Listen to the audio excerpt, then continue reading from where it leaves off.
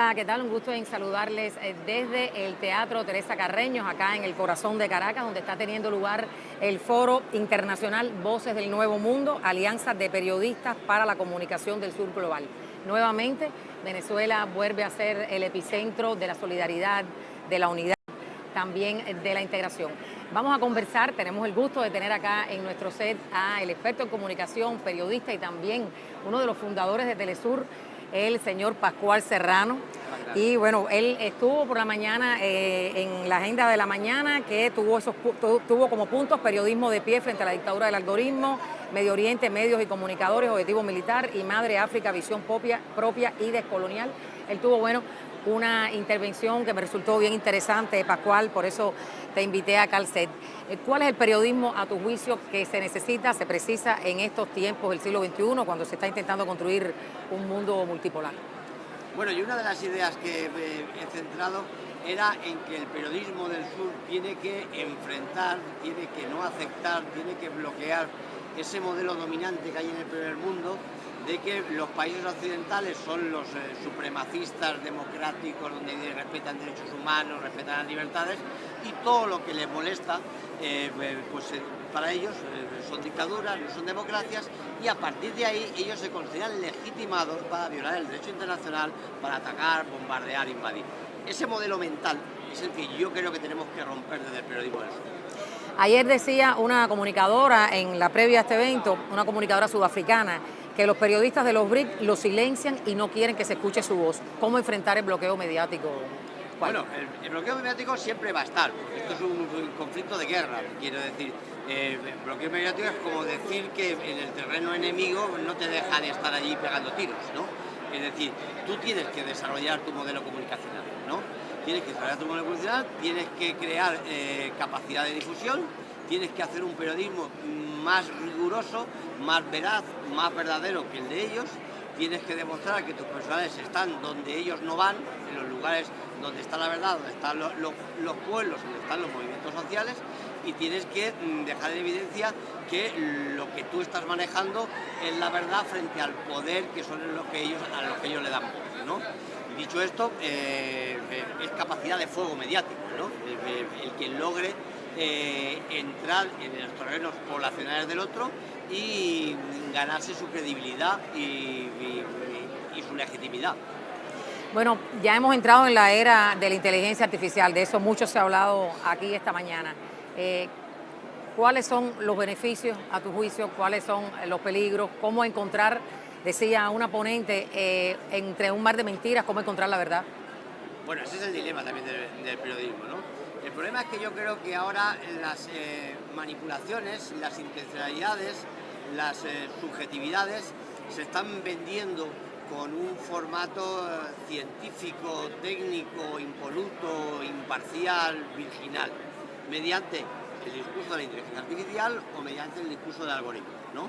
Es decir, la capacidad de maniobrar la inteligencia artificial y la capacidad de maniobrar el algoritmo, ¿no?, está haciendo lo que antes se hacía a golpe de poder político o de poder económico, con la diferencia de que ahora te están diciendo que, bueno, que es el algoritmo el que lo hace o que es la inteligencia artificial la que te lo dice.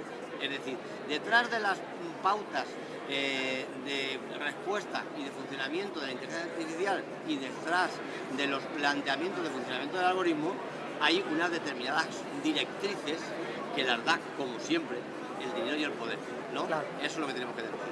No, y además me imagino que sea también, depende de lo que tú quieras decir. Claro.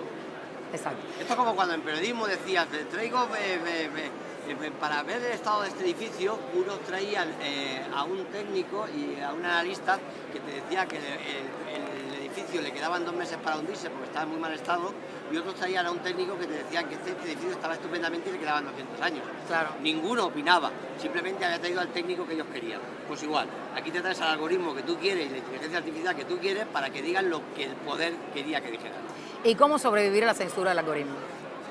Bueno, evidentemente lo que hay que recuperar es un periodismo humano. Es decir, primero hay que desmontar la infalibilidad del algoritmo. El algoritmo no es infalible, no hace falta más que estar en Google y ver cómo su algoritmo te lleva a un sitio o te lleva a otro, ¿no?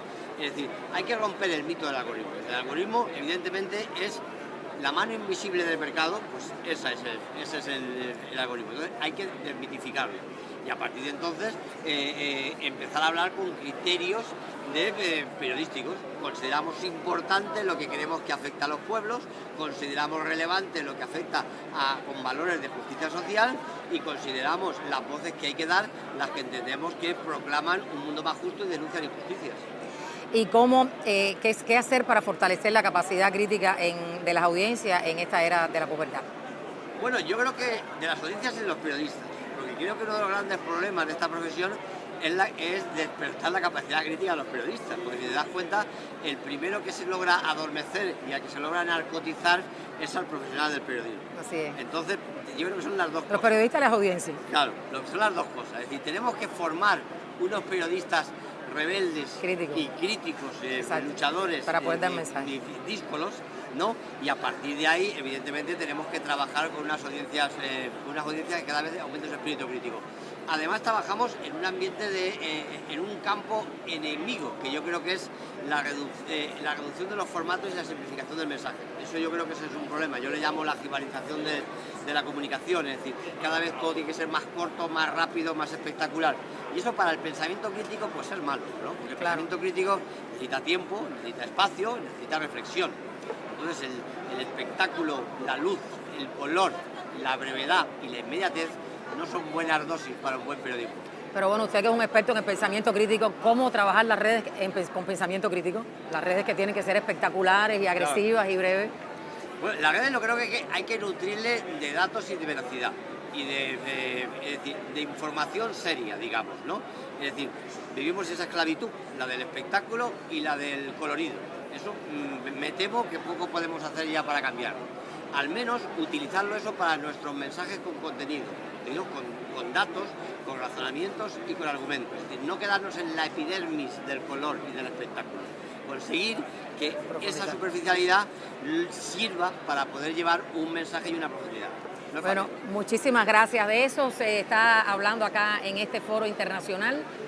Voces de un Nuevo Mundo, precisamente eso, no quedarnos en la epidermis, sino profundizar. Yo quería no terminar sin antes decir algunos puntos de periodistas africanos que estuvieron aquí exponiendo. Por ejemplo, decían, la colonización silencia las voces. Es hora de que África cuente su historia desde adentro, que se detenga la mirada colonial. Se deben construir narrativas más plurales y reflejar a nuestras comunidades, decían los africanos. Se precisa de cooperación, no de competencia. Fueron algunos de los temas que se trataron aquí, de las reflexiones que se hicieron en este foro internacional Voces del Nuevo Mundo. Está teniendo lugar acá en Caracas, que una vez más, reitero, es el epicentro de la solidaridad, de la integración y de la unidad.